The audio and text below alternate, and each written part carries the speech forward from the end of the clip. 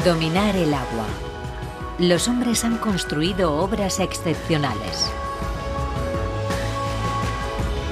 Presas, canales o pólders para ganar terrenos inmensos al mar.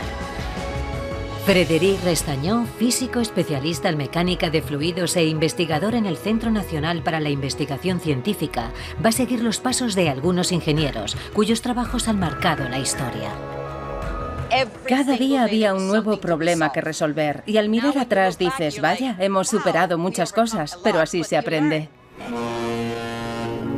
Son auténticos visionarios capaces de llevar a cabo proyectos formidables para protegernos del agua. En ningún otro lugar del mundo se había construido una estructura semejante. Pero también han sabido utilizar su extraordinaria potencia. Vamos a intentar comprender cómo algunos de estos grandes desafíos técnicos han rediseñado el paisaje de la Tierra. Estos ingenieros tenaces se han convertido en tan solo unos siglos en maestros del agua. Maestros del agua, presas y canales.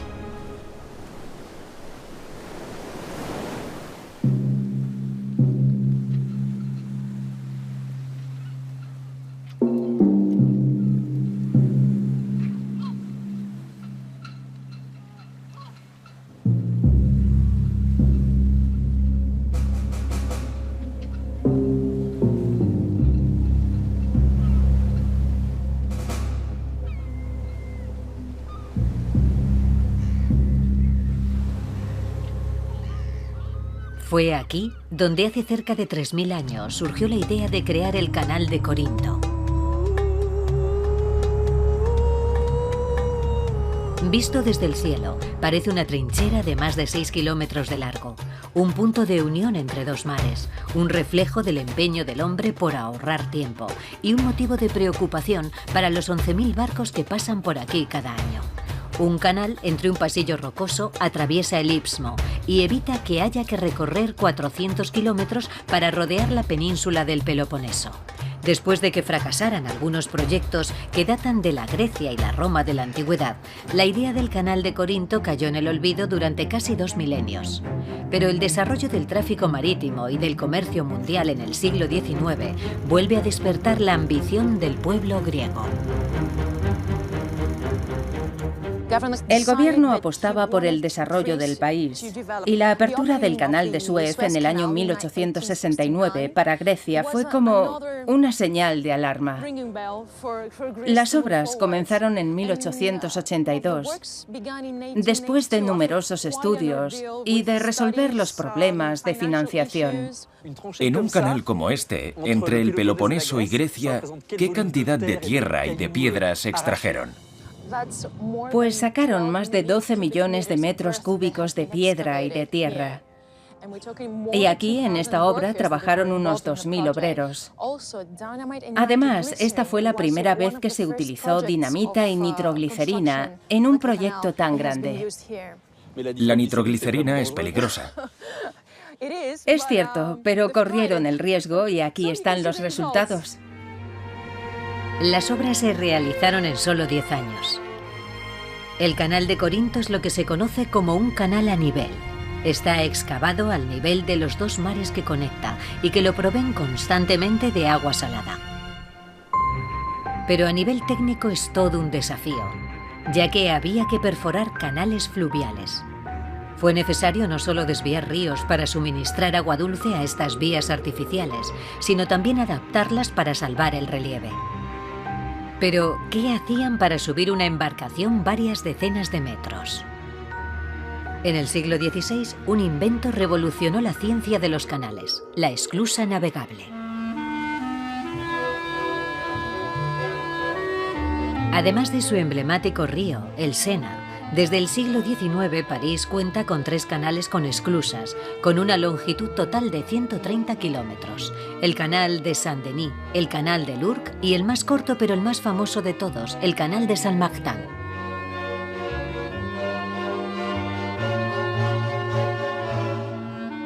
Este canal consta de 9 esclusas que permiten a las embarcaciones salvar en ambos sentidos cerca de 26 metros de desnivel que separan la vía artificial del río.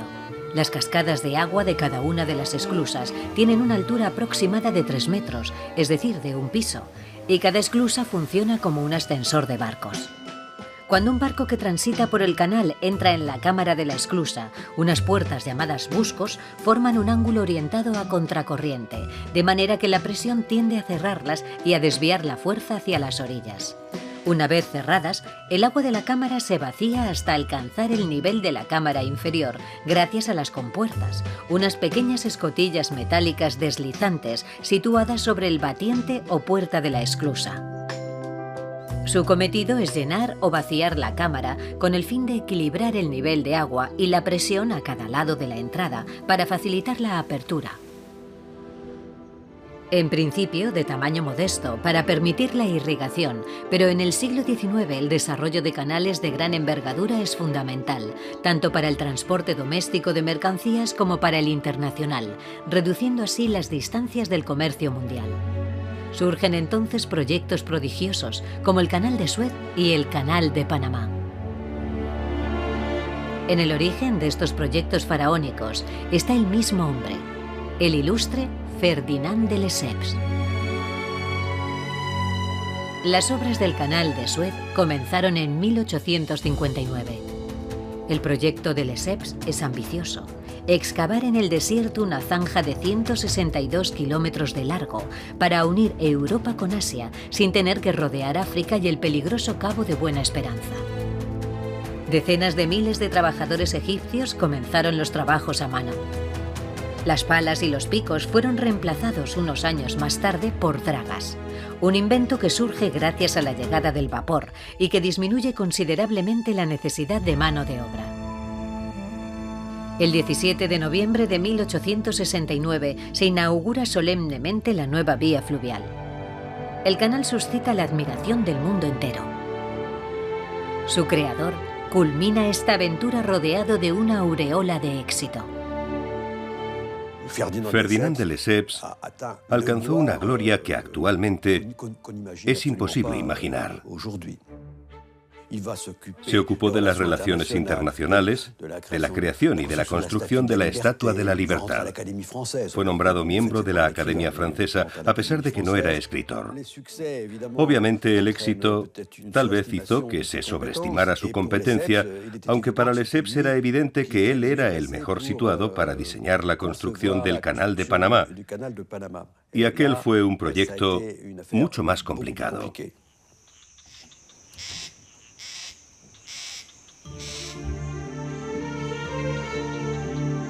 Para rastrear la historia de pesadilla de la construcción de este canal, Frédéric Restañó viaja a Panamá. Este pequeño país de América Central, una franja de tierra entre América Latina y América del Norte, separa el Océano Atlántico del Océano Pacífico. En la zona más estrecha del istmo, cubierta por una jungla densa y húmeda, Ferdinand, a quien apodaban el Gran Francés, se lanzó a la construcción de un nuevo canal marítimo interoceánico. Pero el diplomático, cegado por la gloria, subestimó las dificultades climáticas, geológicas y económicas de este nuevo proyecto. A pesar de las reticencias de algunos de sus asesores, los trabajos comenzaron en el año 1882. Además de descubrir un espeso bosque tropical inundado por las lluvias torrenciales, los trabajadores se enfrentaron a otra dificultad, una zona montañosa, la Culebra, a 95 metros por encima del nivel del mar. Se conocía la geografía, pero no la geología.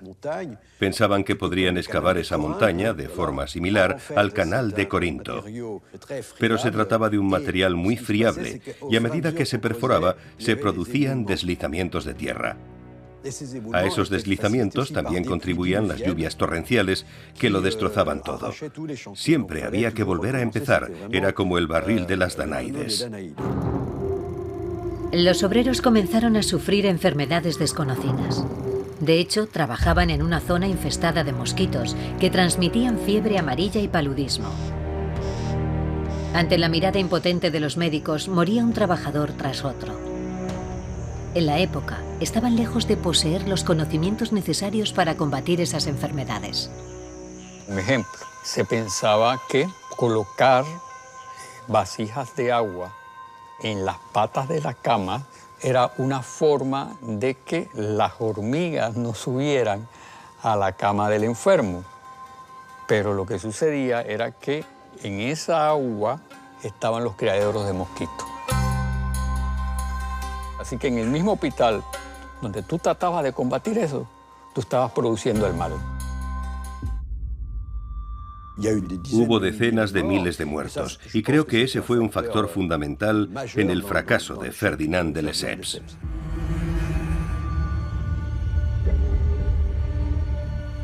Incapaz de frenar la epidemia, el empresario aceptó revisar su proyecto y con la ayuda de Gustave Eiffel decidieron construir un canal con esclusas que se adaptaba mejor a las limitaciones de la región.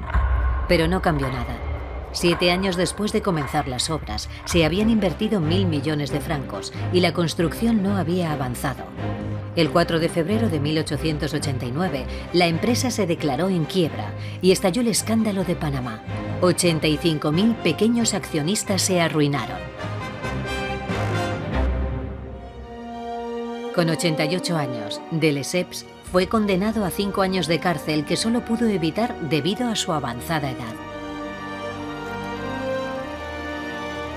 Mientras los franceses curaban sus heridas, los estadounidenses maniobraron para tomar el mando. El presidente Roosevelt quería el canal, ya que consideraba que era la pieza central de un futuro imperio mundial. Estados Unidos compró la concesión francesa y convirtió la zona del canal en territorio estadounidense. La primera prioridad de los hombres de Roosevelt fue acabar con los problemas de salud. En 1903, antes de lanzarse a la construcción, de continuar con los trabajos, dedican más de un año a exterminar todos los mosquitos, por así decirlo, de Panamá. Porque mientras tanto se había descubierto que la fiebre amarilla y el paludismo los causaban los mosquitos.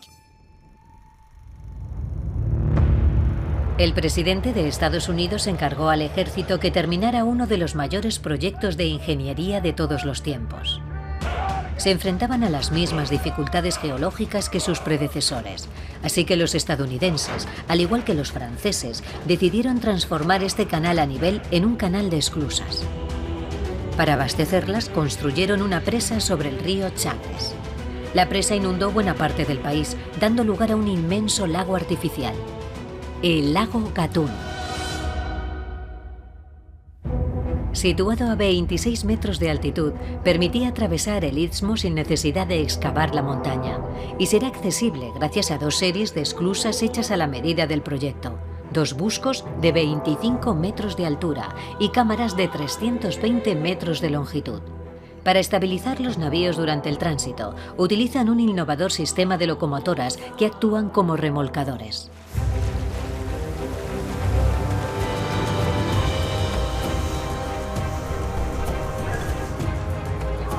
El 15 de agosto de 1914, después de más de 30 años de unas obras que han costado la vida de 27.000 hombres, se abren las puertas de esta nueva ruta interoceánica. Los 77 kilómetros de este canal, considerado la 8ª maravilla del mundo, conectan el Pacífico con el Atlántico. El trayecto de San Francisco a Nueva York, de 22.500 kilómetros, pasa a ser de 9.500. Mientras Europa entra en guerra, la joven nación estadounidense se convierte en la primera potencia militar mundial y toma el control de la región. Más de 100 años después, Panamá ha entrado en una nueva era. Tras duras negociaciones con Estados Unidos, el 1 de enero de 2000 recuperó la plena soberanía sobre el canal. Un bosque de rascacielos ha crecido alrededor de la vieja capital, que se ha convertido en un importante centro financiero. Un éxito que en gran parte se debe al canal, al conjunto de actividades asociadas a él, que representa el 40% de la economía del país. Recientemente se ha realizado una serie de trabajos para ofrecer a los buques de carga un canal de esclusas totalmente nuevo.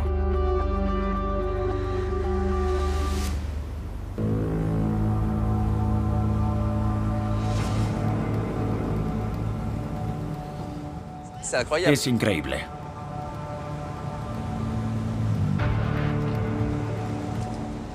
Hola.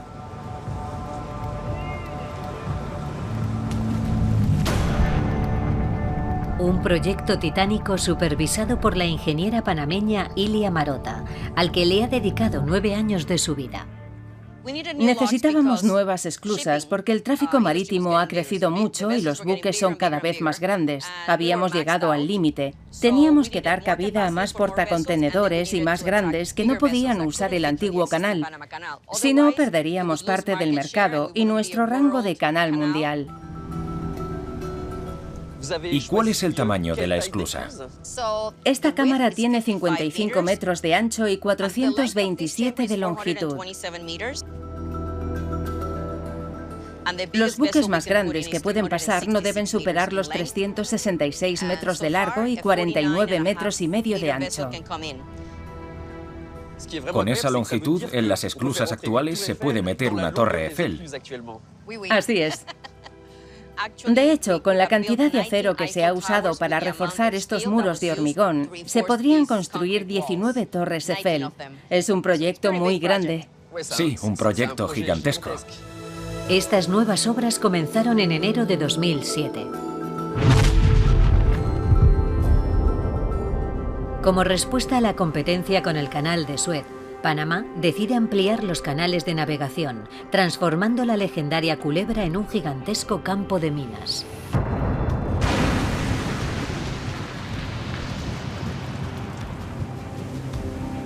Pero el desafío más importante consiste en construir una tercera serie de esclusas para acoger a embarcaciones cada vez más grandes.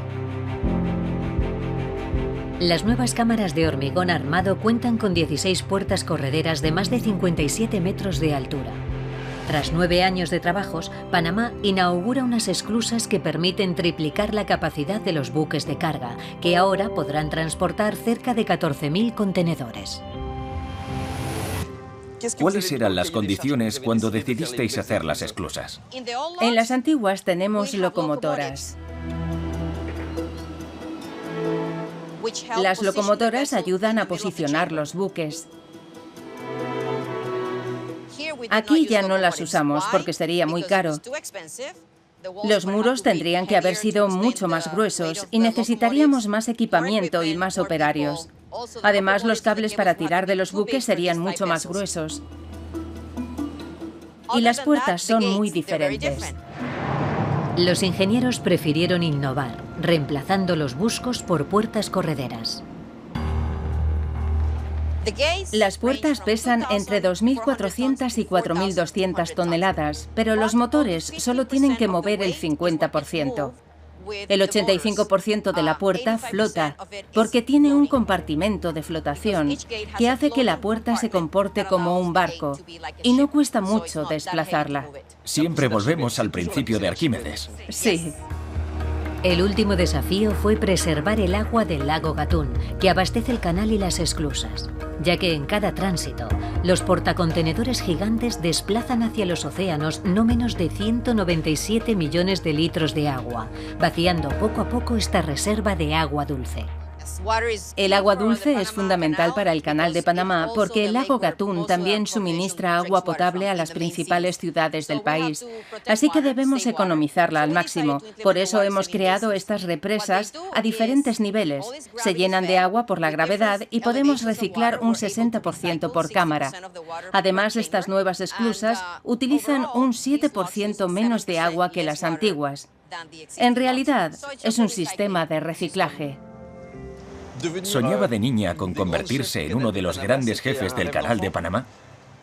Cualquier ingeniero soñaría con trabajar en un sitio como este. No se construye algo así todos los días. Es excepcional, este proyecto es único. Las esclusas, las puertas, todo. Siempre había un nuevo problema que resolver. Y al mirar atrás dices, vaya, hemos superado muchas cosas, pero así se aprende. Hay más elementos positivos que negativos. Esta proeza técnica ha supuesto un gran éxito económico para las autoridades del canal. Con cada tránsito, los buques de carga desembolsan una suma colosal, entre $500.000 y $1 millón. En una era en la que el 90% del comercio mundial de mercancías se realiza por vía marítima, el canal se ha convertido en el motor económico de Panamá y en uno de los centros neurálgicos del comercio mundial. Pero el país ya está considerando construir una cuarta serie de esclusas capaces de acoger buques de más de 400 metros de largo. Una forma de responder al proyecto de China de abrir un canal en Nicaragua que permita el tránsito de buques de carga de 25.000 contenedores y de anticiparse a la apertura de las vías árticas, acelerada por el cambio climático.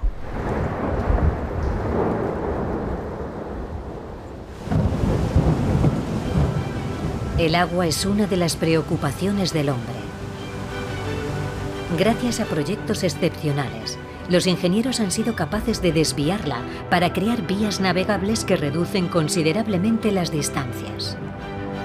Al intentar dominarla, algunos pueblos han sido incluso capaces de rediseñar el paisaje y ganar territorios al mar.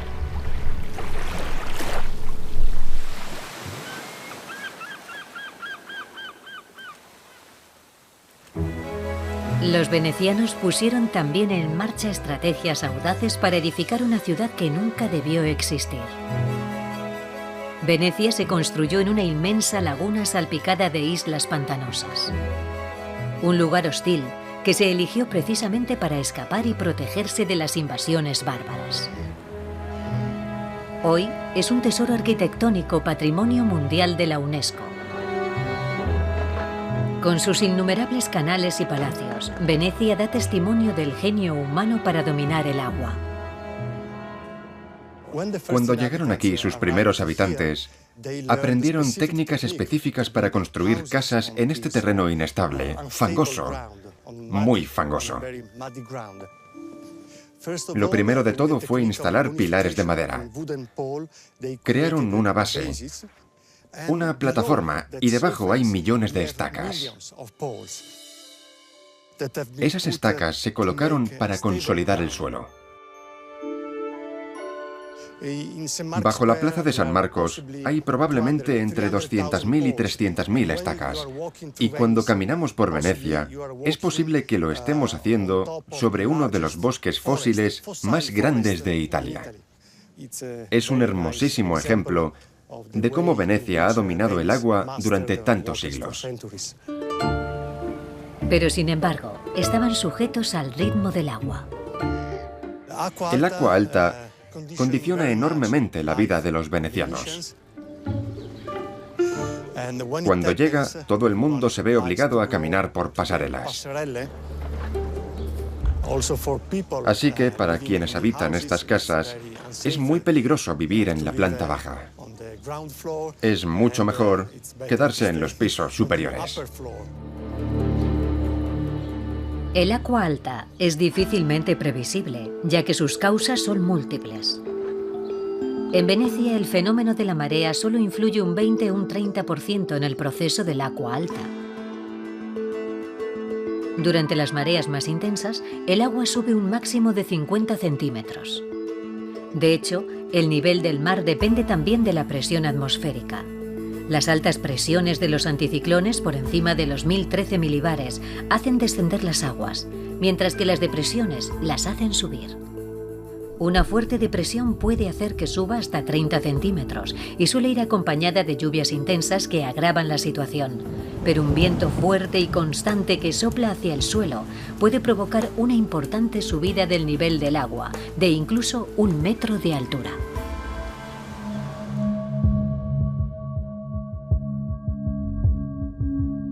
Cada vez con más frecuencia, la ciudad vive bajo la amenaza del mar Adriático. En otoño, las aguas altas cada vez más intensas anegan Venecia.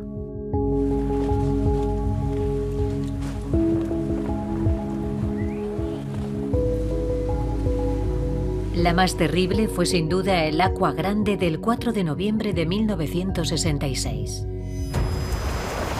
El agua, empujada por una tempestad y un fuerte viento del sudeste, subió 194 centímetros por encima del nivel de referencia.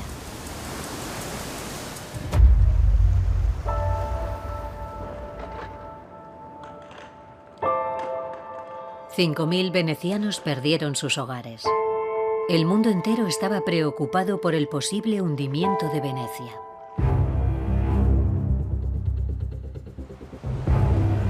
Para salvar la ciudad, en los años 70 se puso en marcha el proyecto Mose, una presa única en el mundo.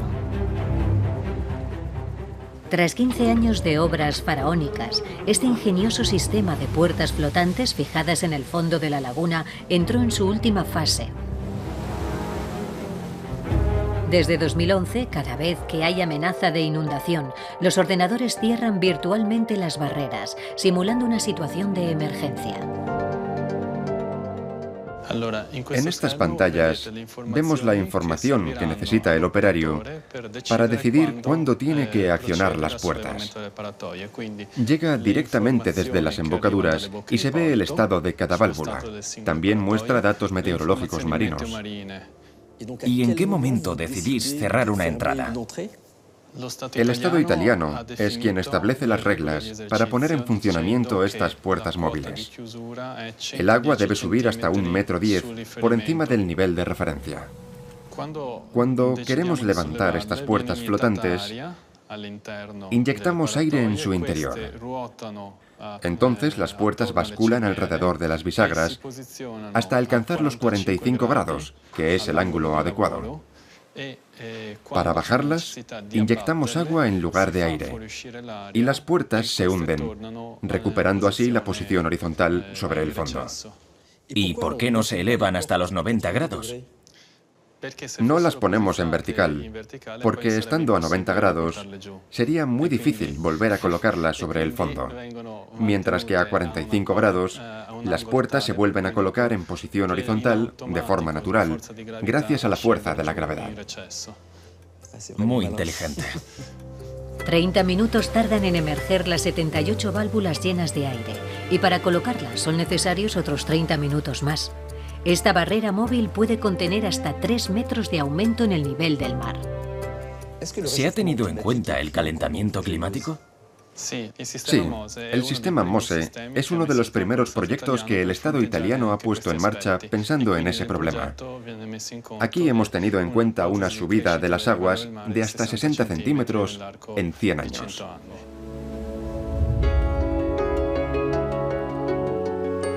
Una tecnología audaz por la que los italianos han pagado un alto precio. Se estima que unos 5.500 millones de euros, a los que hay que añadir los casos de corrupción, lo que alimenta los reproches de los numerosos detractores del proyecto, que lamentan que este sistema no tenga ningún efecto sobre el principal peligro que amenaza a la ciudad. Cada año, Venecia se hunde varios milímetros, con el riesgo de desaparecer.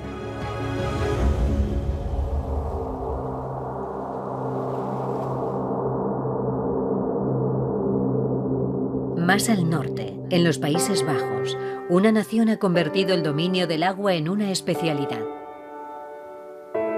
Desde hace varios siglos, los neerlandeses han desarrollado una extraordinaria ingeniería hidráulica para ganar al mar terrenos inmensos. Se ha construido más del 20% del país sobre suelos que anteriormente estaban sumergidos.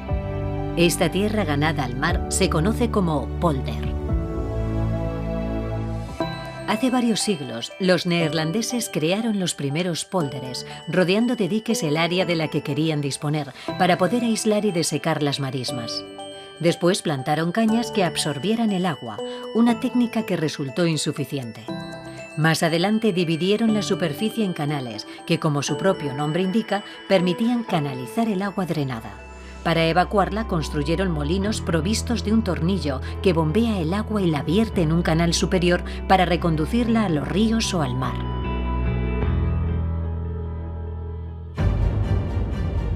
En los Países Bajos había más de 10.000 molinos para drenar el suelo. En el siglo XX aumentó el número de pólders hasta redibujar completamente el mapa del país.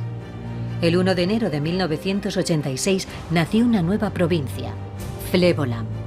Flevoland significa nueva tierra y es el resultado de la unión de dos pólders. Con una superficie de 2.500 kilómetros cuadrados, es el pólder más grande del mundo y el mayor proyecto de drenaje que jamás se ha realizado.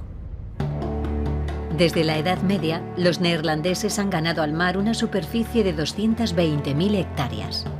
Una conquista que no está exenta de consecuencias. Una tercera parte del país se encuentra por debajo del nivel del mar y el 60% de la población vive en zonas inundables.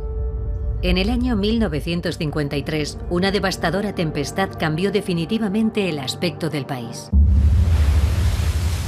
El 1 de febrero, una potente marea acompañada de una depresión con vientos huracanados de hasta 150 kilómetros por hora empujó las aguas del Mar del Norte contra los diques con una presión colosal.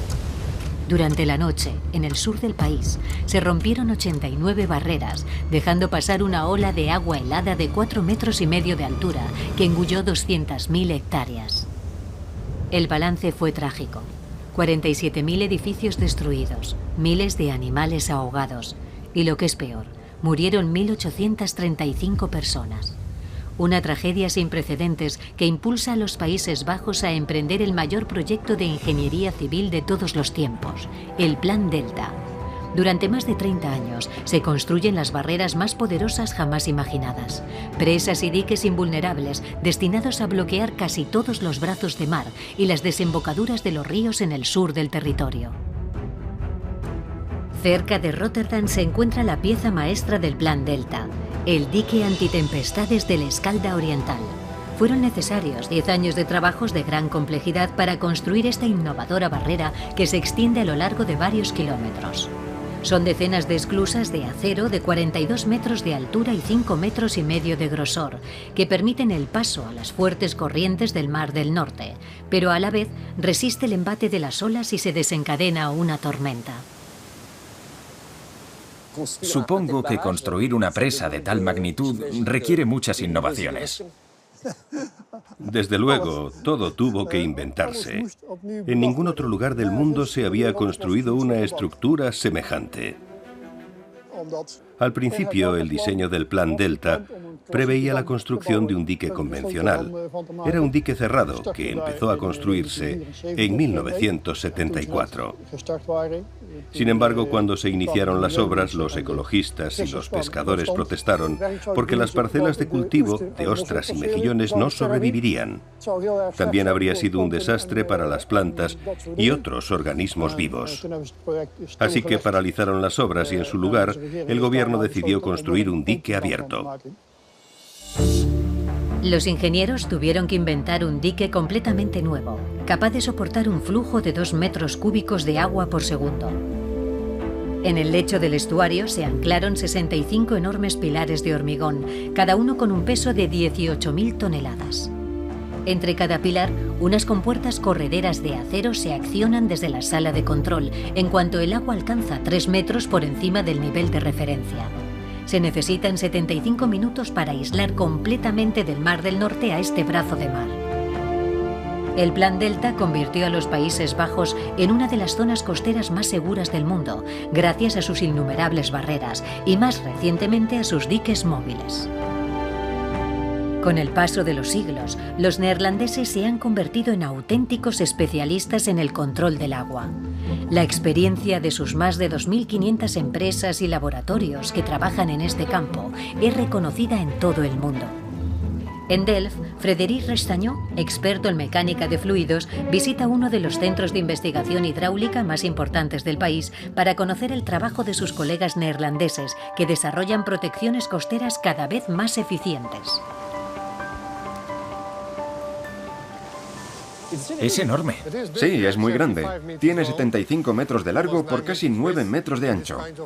En este tipo de estanques de olas, hacemos investigaciones sobre diques, puertos y barreras contra tempestades, como el proyecto MOSE de Venecia, que se testó aquí. ¿Y este estanque en concreto tiene algo de especial? Este es el estanque atlántico, donde podemos generar olas y también corrientes. Tenemos olas a este lado y las corrientes están al otro lado. Esto es muy importante porque, por ejemplo, los materiales que rompen las olas luego son arrastrados por la corriente. Todos sus experimentos se centran en este elemento imprevisible, el agua. Para simular su comportamiento y recopilar datos precisos, cada estanque está equipado con uno o varios generadores de ondas. Las olas no tienen una forma muy regular. Claro que no, igual que ocurre en la realidad. Todas las olas no son iguales. En una tempestad hay olas más altas y olas más bajas, y también más largas y más cortas.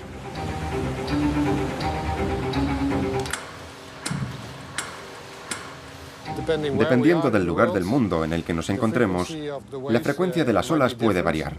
Nosotros sabemos cómo programar eso en el generador de olas, lo cual es esencial. De este modo estudian la resistencia de los diques a largo plazo, pero también en situaciones extremas. Para analizarlos, los investigadores construyeron un canal de 300 metros de longitud, una distancia necesaria para reproducir la formación gradual de ondas, capaces de provocar olas de 4,5 metros.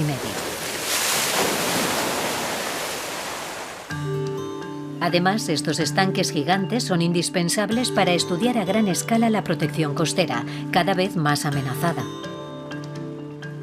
¿Ha aumentado la demanda por el calentamiento global? Sí, ese es uno de los aspectos que tenemos en cuenta en cada proyecto. Construimos diques que podamos adaptar fácilmente, en caso de que el nivel del agua suba por encima de nuestras previsiones actuales. Si nuestras expectativas son falsas y el aumento no es de 1 metro, sino de 2 o 3 metros, debemos ser capaces de adaptar la estructura al aumento del nivel del mar. Imagino que aquí, en Holanda, es importante hacer estas pruebas. Sí, aquí es vital contar con instalaciones como estas para investigar, porque si cometemos un error, las consecuencias son mucho más graves que en ningún otro país. Un riesgo creciente que ha llevado al gobierno neerlandés a lanzar en 2015 un nuevo Plan Delta para reforzar y mejorar gran parte de los diques del país.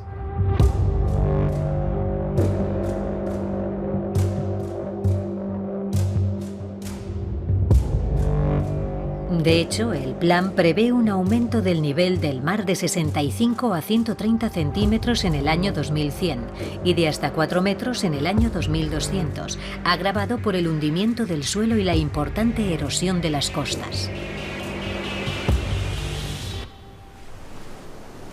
Para limitar las emisiones de gases de efecto invernadero, los ingenieros utilizan cada vez más la formidable potencia del agua.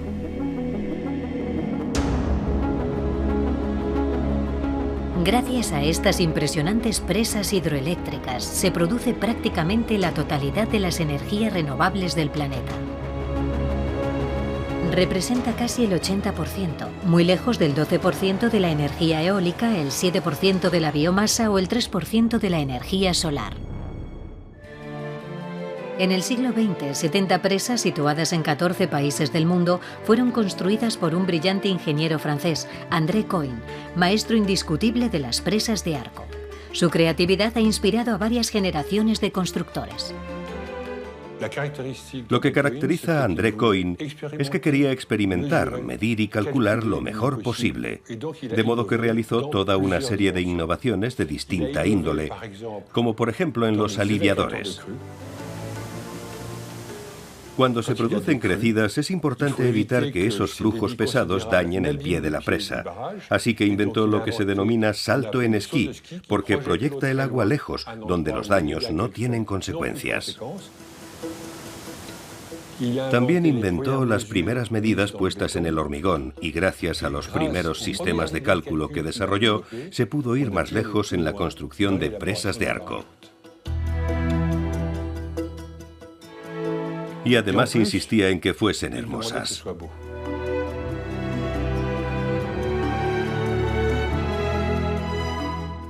En la filosofía de André Coin, la naturaleza siempre debía prevalecer, el hombre no debía imponerse y bloquear un río era un acto poco modesto, había que entender a la naturaleza. Consideraba que el hombre debía sentir cierta empatía con las rocas, los ríos, el hormigón y con la tierra en general. Para él, ponerse en el lugar de la naturaleza no era una cuestión de arrogancia, sino un acto de absoluta sumisión. Aunque Coin se hizo famoso por sus presas de arco, a menudo construidas en zonas escarpadas, existen otros tipos de presas que se colocan a lo largo de los ríos, como las presas de gravedad. Pero todas tienen algo en común. Para construirlas, los ingenieros deben de tener el curso natural del agua. Para erigir dicha estructura, primero hay que desecar la zona. Por tanto, es necesario desviar el curso del río hacia un canal temporal o hacia zonas más escarpadas mediante túneles de derivación. Luego utilizan la roca excavada para hacer muros de contención, es decir, diques y presas temporales para poder desecar la zona. Una vez seco el lecho del río, pueden comenzar los trabajos de excavación. La solidez del soporte se garantiza mediante la realización de pruebas y estudios detallados del suelo. Los terrenos que se consideran no aptos para los cimientos se sustituyen por hormigón de alta resistencia. Por último, se destruyen los muros de contención para inundar la presa y crear su vasto depósito. La calidad de la roca es primordial para construir una presa. Y en el momento de la primera inundación, ni siquiera alguien tan experimentado como André Coin vive con serenidad el último metro de relleno. Porque, como decía el ingeniero, de todas las obras hechas por el hombre, las presas son las más mortales. Una frase premonitoria. En el año 1954, André Coin completa la presa de Arco de Malpasset en el sur de Francia. Este embalse destinado a irrigar los cultivos de Fréjus se construyó en el valle del Gégá, un torrente que se seca en verano y se inunda en invierno. Durante años esperamos a que el agua la llenara por completo. Fue en los años 1955, 56, 57, etc. No se estableció ningún control, no se dejó a nadie in situ. Como no había planta eléctrica porque el único propósito era embalsar agua, no se estableció ninguna vigilancia. Sin embargo, hubo algunas señales de alerta. En la orilla izquierda, el agua se infiltró en el interior de la roca, que no era estanca, y se produjeron grietas y fallas. Y el 2 de diciembre de 1959, la presa reventó.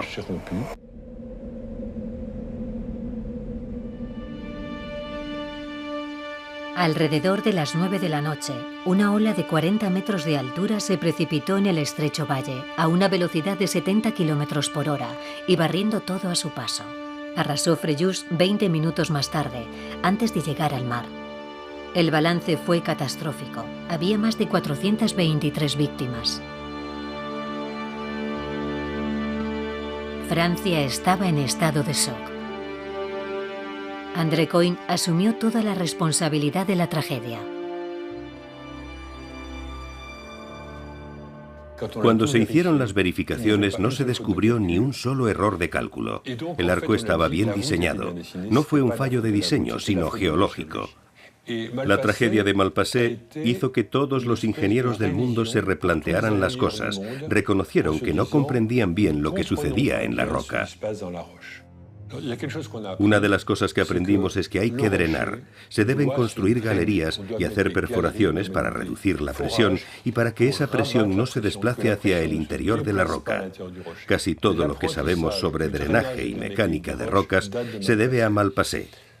Pero eso no impide que fuera una terrible tragedia. El mayor desastre de la ingeniería civil del siglo XX sirvió para mejorar considerablemente la seguridad de las presas. Ahora todas están equipadas con sistemas de drenaje.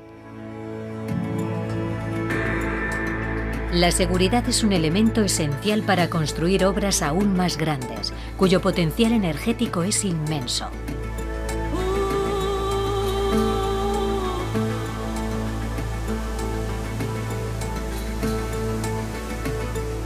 En América del Sur, el agua es un gran activo, especialmente en Paraguay, uno de los pocos países del mundo cuya energía es 100% hidroeléctrica. Frédéric Restañó ha viajado a esta pequeña nación situada entre Argentina, Bolivia y Brasil. Aunque el país carece de acceso al mar, lo cruza uno de los ríos más importantes de América Latina, el río Paraná, frontera natural entre Brasil y Paraguay. Múltiples cascadas vierten sus aguas en él, como esta de los Altos del Monday, un inmenso volumen de agua con una potencia inigualable. A pocos kilómetros de distancia, Paraguay y Brasil han construido conjuntamente la presa binacional de Itaipú.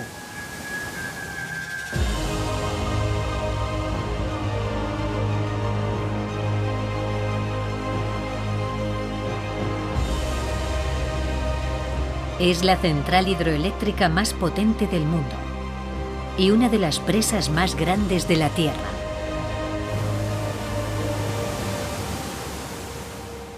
Este lugar es increíble, colosal. ¿Qué tamaño tiene exactamente? La represa tiene 7,5 kilómetros.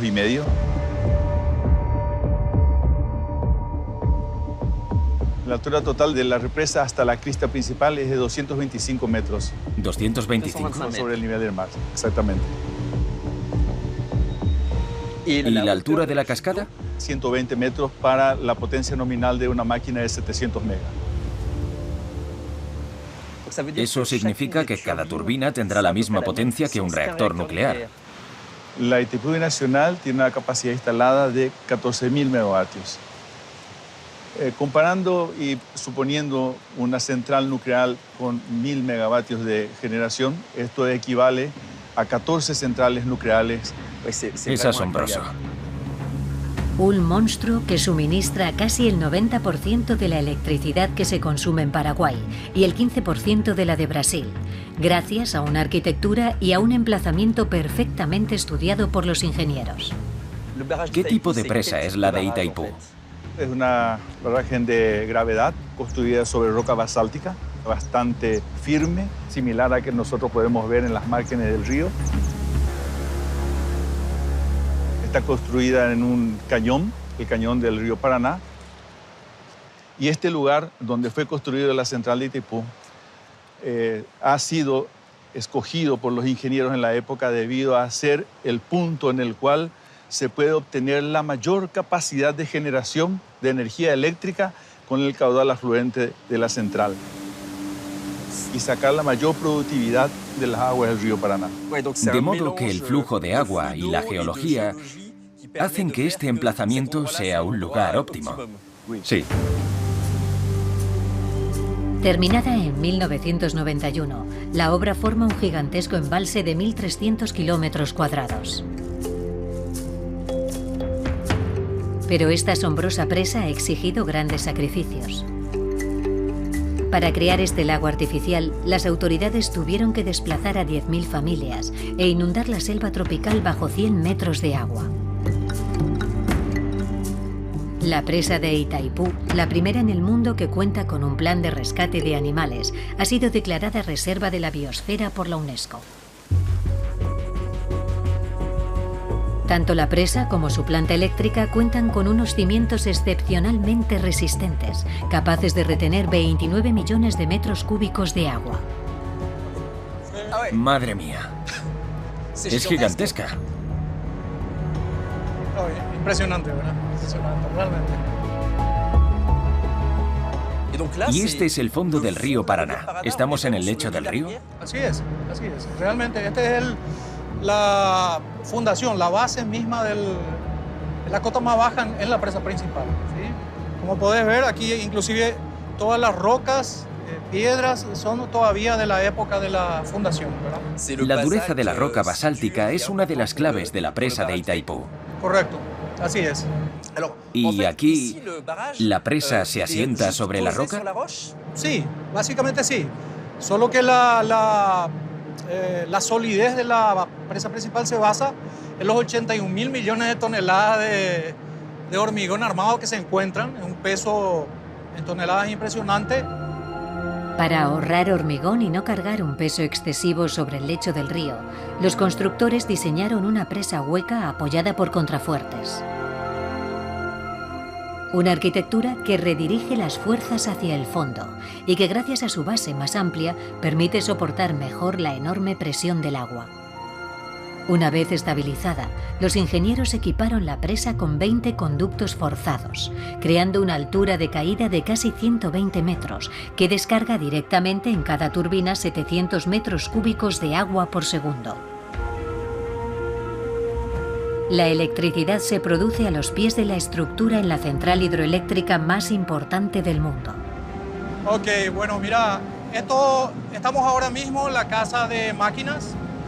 Todas estas tapas, color rojo que estás viendo, son las tapas de la unidad generadora. Es una locura pensar que emplean un principio de la física bastante simple, que es la dinamo, pero con una dimensión colosal. Exacto. Todos los campos de la física están aquí. La electricidad, la mecánica de los fluidos, el electromagnetismo, todo aquí. Prácticamente aquí fueron aplicadas todas las ciencias de la ingeniería. Sin embargo, a pesar de su capacidad para proporcionar energía limpia, las presas, que cada vez son más grandes, requieren grandes sacrificios, como poblaciones desplazadas y modificación del régimen hidrológico y del ecosistema del agua.